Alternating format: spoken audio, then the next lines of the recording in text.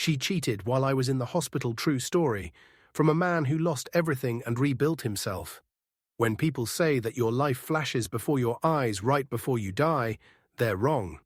At least it didn't happen that way for me.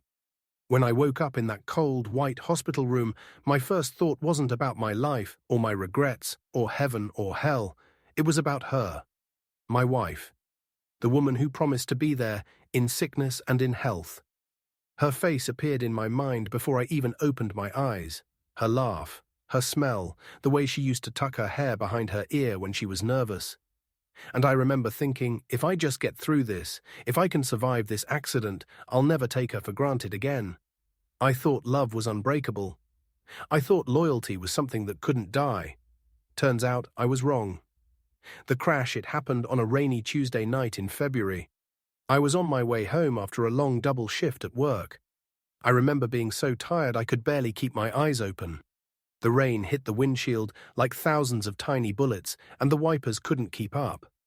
I was less than 5 minutes from home when I saw the headlights. A truck ran a red light. There was no time to react. The sound of metal twisting, glass shattering, my own heartbeat in my ears. It all happened at once. Then silence. When I woke up again, I was in the hospital, tubes in my arm, an oxygen mask on my face. They told me I'd broken my leg in 2 places, cracked ribs, mild concussion, internal bruising. The doctor said, "You're lucky to be alive." And you know what I thought? I can't wait to see my wife. The first days she came the same night. Her eyes were swollen from crying, her hands shaking as she held mine. "Don't you ever do that to me again," she whispered and kissed my forehead. For the first few weeks, she was my anchor. She came every day. She brought food, magazines, stories from work. She'd sit by my bed and hold my hand for hours. Even when I was in pain, even when I couldn't move, seeing her walk through that door made everything okay. We'd been married 6 years. Not perfect, but good. We'd had our share of fights, money, her long hours, my stubbornness, but we always found a way back. I thought this would bring us even closer. But then, something shifted. The change, it started small. A day she couldn't make it to visit because of a meeting. Then another because she wasn't feeling well. I didn't think much of it. She had her own life. But after a few weeks, the pattern became clear. Her visits went from daily to every few days to once a week. Her texts grew shorter, her calls quicker, and her tone different. Before, she'd call me babe, love, sweetheart. Now it was just, "Hey, how are you?" Professional, detached. I convinced myself it was stress. Maybe seeing me like this was too hard for her. Maybe she just needed space. But late at night, lying there in that silent hospital room, I couldn't ignore the feeling that something was off. The conversation one evening, my friend Mark came to visit. He worked at the same company as my wife. He'd known both of us for years. After a while, he leaned forward and said quietly, "Hey man, I don't want to overstep, but is everything okay between you and Emma?" "Yeah, that's her name. Emma." My stomach dropped. "What do you mean?" I asked. He hesitated. "It's probably nothing, but she's been spending a lot of time with a new guy at work.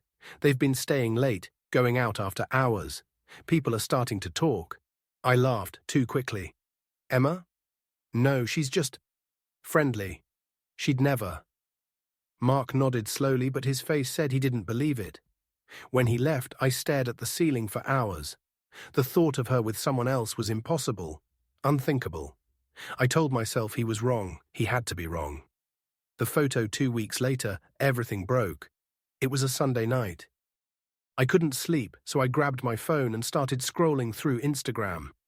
I rarely checked social media, but that night, something pulled me to it. And there it was. A photo of Emma, my wife, standing next to a man I'd never seen before. His arm was around her waist, her head rested on his shoulder. They were laughing. The caption from her friend read, "Much-needed night out with the best people." I remember reading that caption over and over. I zoomed in on her smile. The same smile I'd fallen in love with, the same smile I hadn't seen in weeks. My heart monitor started beeping faster. The nurse rushed in, asking if I was okay. I wasn't. I couldn't breathe. That picture shattered me more than the crash ever could. The denial. The next morning I called her. She didn't answer. When she finally called back, she sounded tired, distant.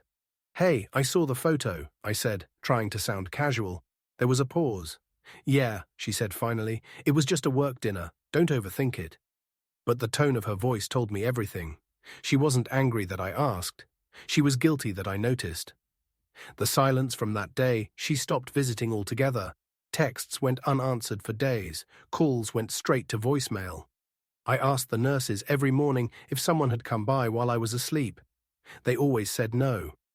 The hospital felt colder. The food tasted worse. Every beep of the machines felt louder.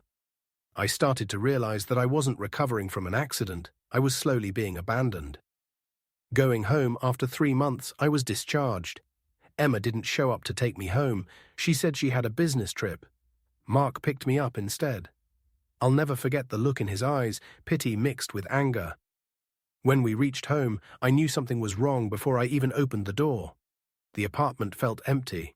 Half the closet was gone, no shoes by the door, no toothbrush next to mine. On the kitchen table lay a note. "I can't do this anymore. I'm sorry. You'll be fine without me."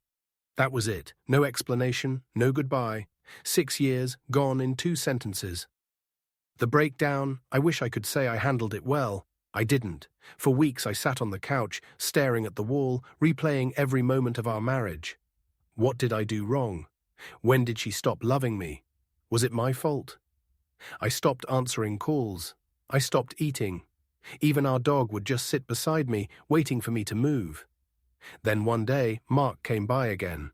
He didn't say much, just left a small box on the table. Inside were photos, pictures of her, with him. Different nights, different places, restaurants, her office, even at the park we used to go to. It wasn't a one-time thing. It had been going on for months. I think I stopped feeling anything that day. Eventually I started therapy because I didn't know who I was anymore. My therapist, Dr. Collins, asked me something that changed everything. What hurts more, that she cheated, or that she left when you needed her most? And I just sat there, staring at the floor. Because that was it. That was the wound. It wasn't just betrayal, it was abandonment. When I was broken, when I could barely walk, when I was fighting to live, she chose someone else. And that realization, as painful as it was, set me free. The healing. It took me a year to rebuild myself. I learned to walk again. I changed my diet. I traveled alone. For the first time in my life, I learned to enjoy my own company. I started journaling, running, meeting new people, not to replace her, but to remember who I was before her. And slowly the pain started to fade. Now, 2 years later, I can finally talk about it without feeling broken. She reached out once, a short message that said, "I'm sorry, I made a mistake." I didn't reply. Not because I hate her, but because I've moved past the version of myself who needed her to choose me. The lesson, if you're listening to this and you've been betrayed, here's what I've learned. What they did says nothing about your worth. You didn't fail because someone gave up on you.